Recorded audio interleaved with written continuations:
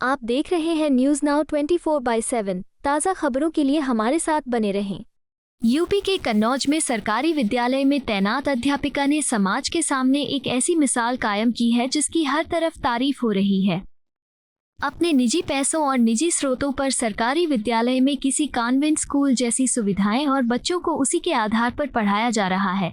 यहाँ बच्चे प्रोजेक्टर से पढ़ाई कर रहे हैं, कंप्यूटर क्लास ले रहे हैं। ग्रामीण क्षेत्रों में इस तरह की सुविधा देख यहाँ के लोग अपने बच्चों को ऐसी शिक्षा लेने के लिए भेज भी रहे हैं।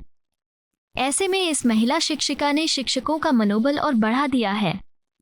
विशुनगढ़ के कुंवरपुर बनवारी प्राथमिक विद्यालय की प्रधानाध्यापिका सुमन लता यादव आज एक मिसाल बनकर सामने आई है। विशुनगढ़ रोड पर गांव कुंवरपुर बनवारी में प्राथमिक विद्यालय है। यहाँ पर प्रधानाचार्य सुमन लता यादव करीब 15 वर्षों से तैनात हैं। तब यहाँ पर 70 से 80 बच्चे पढ़ने आते थे। प्रधानाध्यापिका ने खुद की धनराशि खर्च कर सबसे पहले प्रत्येक बच्चे के मध्याह्न भोजन के लिए बर्तन खरीदे, प्रार्थना सभा के लिए हारमोनियम सहित उपकरणों की व्यवस्था की, लाइब्रेरी की शुरुआत की, अभिभावक शिक्षक बैठक करनी शुरू की।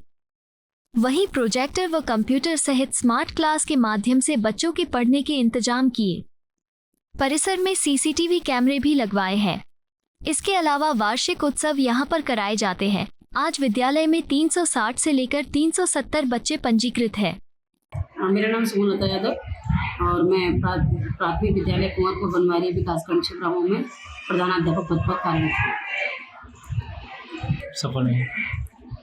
वर्ष 2009 से मैं यहाँ पर तैनात हूँ और विद्यालय की यहाँ के भौतिक परिवेश की, बच्चों के नामांकन की स्थिति बहुत ही दयनीय थी और उसका कारण था चार दीवारी या हमारी जो सुख सुविधाएँ हैं वो सब नहीं थी। लेकिन चूँकि नामांकन में वृद्धि करने के लिए सबसे पहले भौतिक परिवेश को सुधारने की आवश्यकता होती है। तो भौतिक परिवेश को सुधार के लिए एक चार दीवारी हमारे शासन के द्वारा हमें प्रभाव प्राप्त हुई और जो हमारी दूसरी तरफ अतिक्रमण था उसमें अतिक्रमण को हटवा करके वहाँ भी 80 मीटर चार दीवारी का निर्माण कराया, जहाँ बाल वाटिका और आंगनबाड़ी और हमारा मिड डे मील संचालित रहता है। और विद्यालय में इन्वर्टर है, एलसीडी है, कैमरे हैं, 500 बच्चों के लिए फर्नीचर की उपलब्धता है और जो भी बच्चों के लिए मतलब सुख सुविधाएं जो नीड उनकी होती है, टीएलएम है और इन सभी सामग्री देखने के लिए कैमरे हैं। तो विद्यालय हमारा एक व्यवस्थित रूप से जब भौतिक परिवेश, भौतिक सुख सुविधाओं से पूरा होगा तो निश्चित मानिए नामांकन बढ़ेगा। और फिर सामुदायिक की सहभागिता से सीधा जो है समुदाय से संवाद करना, अभिभावकों को पुरस्कृत करना, जो बच्चा हमारा प्रतिदिन आ रहा है उनको बुला करके सम्मानित करना, पहले सप्ताह में पुरस्कृत करना, फिर महीने में पुरस्कृत करना, फिर वार्षिक उत्सव का आयोजन करके उनको वर्ष में सभी जनप्रतिनिधियों के बीच में या हमारे प्रशासनिक अधिकारियों के बीच में बुलाकर उनको सम्मानित करना। तो ये छोटे छोटे कार्य जो थे हमारे, ये गांव में एक तरीके से मेरे कार्यों का विस्तार होने लगा। और जब अभिभावकों को लगा कि नहीं विद्यालय में जो है सब भौतिक सुख सुविधाएं भी हैं और पढ़ाई भी अच्छी हो रही है, तो धीरे धीरे हमारे यहाँ नामांकन बढ़ता गया। 76 नामांकन से आज हमारा नामांकन 350 से ऊपर है। और हमारा विद्यालय पिछले वर्ष भी सबसे पहले निपुण घोषित हुआ और इस वर्ष भी अभी हमारा मध्यम में है और दिसंबर में हम इसको पूरा कर देंगे निपुण के लक्ष्य को लेकर। बाकी इस विद्यालय में जो भी हमने बच्चों को दिया उसके लिए हमें प्रशासन द्वारा, राज्य सरकार द्वारा समय समय पर रानी लक्ष्मीबाई पुरस्कार, लोकमणि लाल पुरस्कार, जिलाधिकारी द्वारा, जिला वेश्याधिकारी द्वारा कई बार सम्मानित भी किया गया। तो जो भी हमें राशि पुरस्कार में मिली वो भी हमने विद्यालय में लगा दी।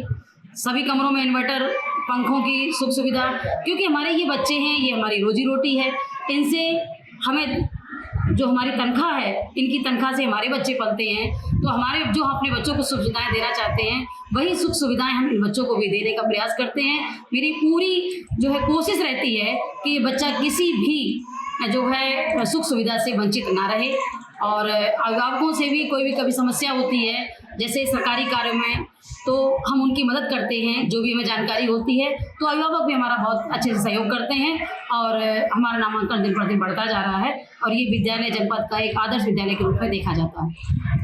पढ़ाई जी, लाइब्रेरी चूँकि शासन द्वारा तो अभी हमारा कुछ समय पहले ही हुआ था, लेकिन लाइब्रेरी अपने आप में एक आकर्षित विद्यालय का दृश्य होता है। तो लाइब्रेरी संचालित करने का मेरा यही था कि जो भी छोटी मोटी कहानी बाल कविताएं हैं उसको एक लाइब्रेरी का रूप देंगे, तो बच्चे कुछ समय खेल के लिए, जैसे शनिवार को हमारी बाल सभाएं होती हैं, तो लाइब्रेरी में बैठ करके जो खेल कूद के सामान हैं, जो कविता किताबें हैं, उनको पढ़ेंगे, खेलेंगे, तो उनका जो है विद्यालय के प्रति और रुझान बढ़ेगा। तो हमारी लाइब्रेरी यहाँ की आप देखेंगे कि जो है स्मार्ट लाइब्रेरी है, प्रोजेक्टर और LCD के माध्यम से बच्चों को यहाँ लाइब्रेरी में पढ़ाया जाता है। क्या है यहाँ पे अभी? वर्ष 2009 से और 2019 तक तो हम लोग 5 लोग थे, जिसमें एक लोगों का निधन हो गया और उन्हीं में से एक लोग का ट्रांसफ़र भी हो गया, और 2019 में 6 लोग स्थानांतरित होकर के विद्यालय में आए हैं। वर्तमान हम लोग 13 लोग।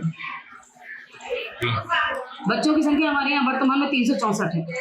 प्रधानाध्यापिका सुमन लता यादव ने कहा कि अगर एक शिक्षक दृढ़ संकल्प से कुछ करना चाहे तो वो सब कुछ कर सकता है।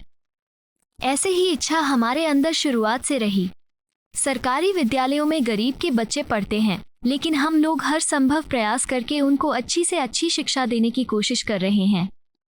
ऐसे में गांव वालों का भी अब सहयोग मिलने लगा है। यूपी के कन्नौज से अंकित श्रीवास्तव की रिपोर्ट। आपको यह वीडियो पसंद आया हो तो इसे लाइक करें, हमारे चैनल को सब्सक्राइब करें।